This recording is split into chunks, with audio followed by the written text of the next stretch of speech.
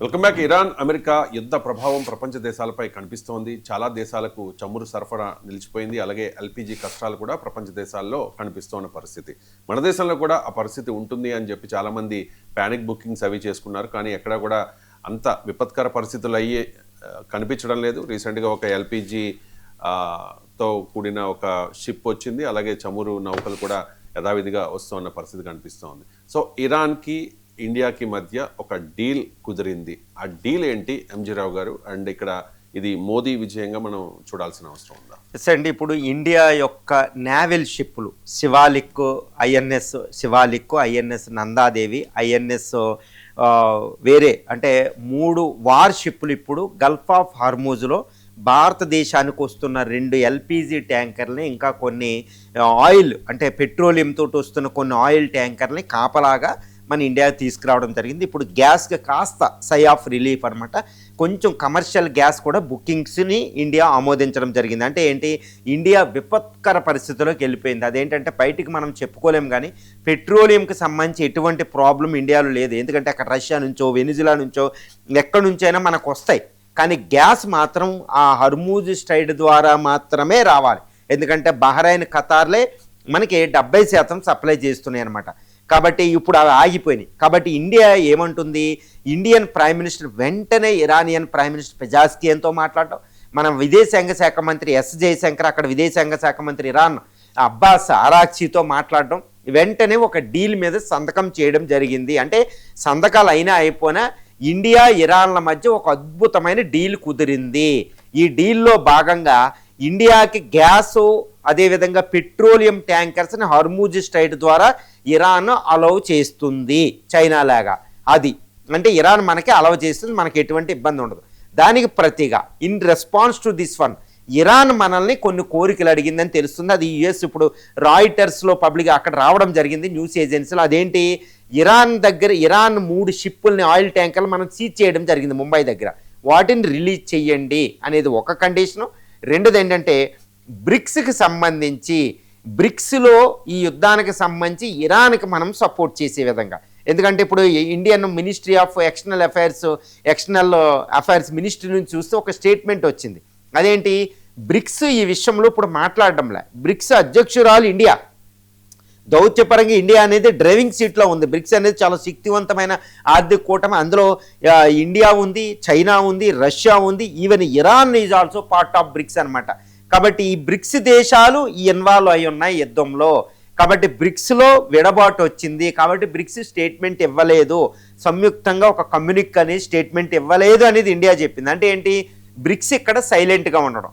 Bricks సపోర్ట్లో, బ్రిక్స్లో ఉన్న China, రష్యాలు దాన్ని support చేస్తున్నాయి. కాబట్టి ఇరాన్ యుద్ధంలో ఉంది. కాబట్టి బ్రిక్స్ అనేది దాని విషయంలో ఇండియా చాలా నెమ్మదిగా ఉండడం అనేది ఇక్కడ ఒప్పందంలో భాగంగా మనం చూడొచ్చు.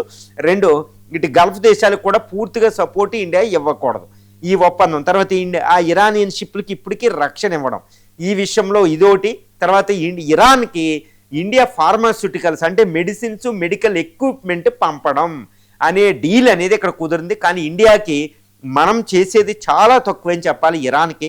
ఎందుకంటే ఇరాన్ మన నౌకల్ని హర్మూజ్ స్ట్రైట్ ద్వారా అలౌ చేయడం అనేది మనం ఇరాన్కి రుణపడి ఉండబోతున్నాం అనమాట. ఇరాన్కి ఈ విషయంలో, ఎందుకంటే గ్యాస్ సప్లై ఆగిందంటే అమెరికా టారిఫ్ల కంటే వేలాది రెట్లు పవర్ఫుల్. ఇప్పుడు హర్మూజ్ స్ట్రైట్లో మన గ్యాస్ రాకపోతే, పెట్రోలియం రాకపోతే మన ఆర్థిక వ్యవస్థ ఒక పిడుగుపాటు, ఒక లైట్నింగ్ స్ట్రైక్ అనమాట.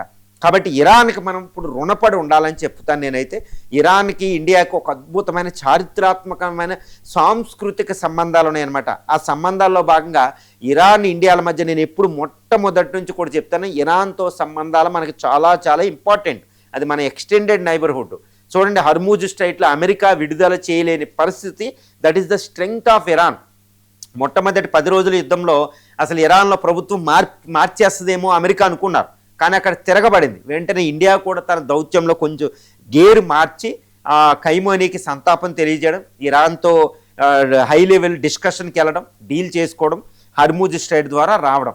ఏది ఏమైనప్పటికీ ఇది అమెరికాకు ఒక బిగ్ షాక్ అనమాట. అమెరికా అధ్యక్షుడు ఏం చెప్తున్నారు, హర్మూజ్ స్ట్రైట్ క్లోజ్ అయింది, మీకు ఆయిల్ లేదు, మీ షిప్పులు పంపించండి, మనం పెట్రోలింగ్ ఇద్దాం అనుకుంటూ. ఇండియాకి ఆ అవసరం మనకు లేదు. ఎందుకంటే మనం ఇరాన్ మీద యుద్ధానికి వెళ్ళవలసిన అవసరం ఏంటి, అమెరికా అనవసరంగా చేస్తుంది. కానీ హర్మూజ్ స్ట్రైట్ పూర్తిగా క్లోజ్ అయిపోతే ఇండియాకి దిక్కు లేదనమాట. ఇండియా తప్పనిసరిగా నేవీ రంగంలో దిగాలి, అది అమెరికా సపోర్టో లేకపోతే తన నేవల్ షిప్లో. కానీ యుద్ధ రంగంలోకి ఎంటర్ అవ్వాల్సిన ఒక విపత్కర పరిస్థితి ఇండియాకి వచ్చిందనమాట. ఇది ఇరాన్ కూడా అర్థం చేసుకుంది. అనవసరంగా ఇండియాకి ఆ హర్మూజ్ స్ట్రైట్ ద్వారా నేవల్ ఈ యొక్క పెట్రోలు గ్యాస్ షిప్పుల్ని ట్యాంకర్స్ని వదలకపోతే India would be forced to take some action అనమాట. ఆ యాక్షన్ తీసుకుంటే ఇండియా తప్పనిసరిగా అమెరికాకి సపోర్ట్ చేయాల్సిన పరిస్థితి ఒకటి వస్తుంది. ఎందుకంటే ఆర్థిక పరిస్థితి ఘోరమైన పరిస్థితి అనమాట గ్యాస్. కాబట్టి ఇది కూడా కలిసి వచ్చే విధంగా ఇరాన్ ఏం చేసిందంటే అద్భుతంగా మన ట్యాంకర్స్ని ఏదో ఒక చిన్న ఒప్పందం ద్వారా పెట్టి బ్రిక్స్లో మన దేశానికి అద్భుతమైన సంబంధాలు మనతో పెట్టుకుంది.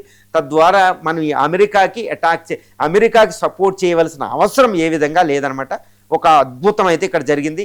ఇండియన్ ప్రైమ్ మినిస్టర్ చాలా జాగ్రత్తగా ఒక అద్భుతమైన డిప్లొమసీ అని అయితే నేను చెప్తాను. ఎందుకంటే అమెరికా ఇటు మిగిలిన గల్ఫ్ దేశాల్లో ఉన్న ఇండియన్స్ని ప్రొటెక్ట్ చేస్తూ, ముఖ్యంగా గల్ఫ్లో ఉన్న 90 లక్షల మందిని ప్రొటెక్ట్ చేసుకుంటూ, ఇజ్రాయెల్ అమెరికాతో సంబంధాలు అలాగే పెట్టుకుంటూ కూడా మనం ఇరాన్తో సంబంధాలను పునరుద్ధరించుకుని ఫస్ట్ వారం రోజులు మినహాయిస్తే తర్వాత వెంటనే పునరుద్ధరించుకుని కమ్యూనికేషన్ లైన్స్ ద్వారా మనం అక్కడ హర్మూజ్ నుంచి గ్యాస్ ఇది వస్తుంది. ఇక రానున్న రోజుల్లో గ్యాస్ సప్లైని కూడా హర్మూజ్ స్ట్రైట్ ద్వారా మనకు వస్తుంది అనేది తెలిసింది. ఒకటే ఒక అడ్డంకి ఏంటంటే అక్కడ ముఖ్యంగా ఒమన్, బహ్రెయిన్, ఖతార్లో ఉన్న గ్యాస్ టెర్మినల్స్ని ఇరాన్ పేల్చింది. కాబట్టి అక్కడ నుంచి కొంచెం గ్యాస్ సరఫరాలో ప్రాబ్లం వస్తుంది. కానీ అక్కడ నుంచి వచ్చే హర్మూజ్ స్ట్రైట్ ద్వారా మనకు వచ్చే ఈ ఎల్పిజి యొక్క ట్యాంకర్స్ అనేవి మనకు వస్తాయి అన్నమాట. కాబట్టి మనకి చాలా రిలీఫ్. ఒకప్పుడు విపత్కర మళ్ళీ కట్టెల పొయ్యికి వెళ్ళాల్సిన అవసరం అఘాయిత్యం అయితే ఇక్కడ రాదు. కాకపోతే గ్యాస్ సరఫరాలో కాస్త కొరత అనేది మనం చూడొచ్చు.